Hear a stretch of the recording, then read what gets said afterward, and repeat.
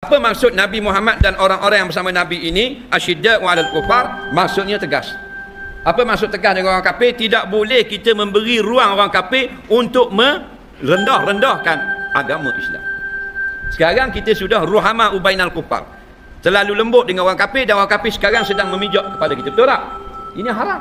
Kerana Quran kata kalau kafir bukan suruh bunuh orang kafir, tapi asyidda'u 'alal kufar, maksud tegas, bersangatan atau keras, ataupun tidak boleh kita beri kepada perkara yang ada ruang menyebabkan agama kita tertindas kepada orang kafir.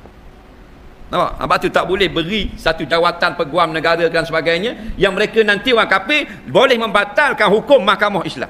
Hukumnya haram. Kerana kita beri dia kuasa yang dia boleh batalkan agama Islam kita nanti. Betul tak?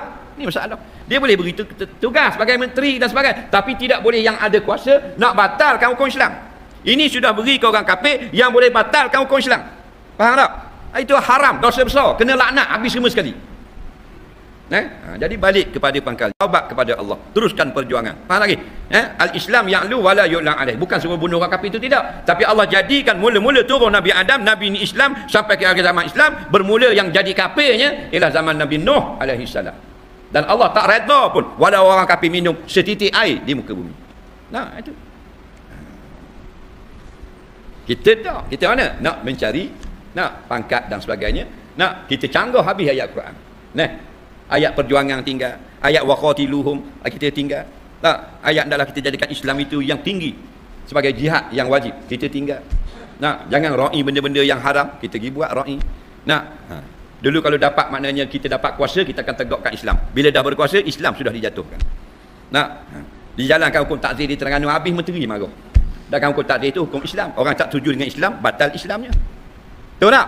Orang tak setuju dengan hukum Allah. Takzir ni bukan hukum mahkamah Terengganu. Faham? Hukum takzir ni hukum Islam. Hukum hudud, hukum takzir, hukum kisah. Tu Quran hadis. Apa makna hukum takzir?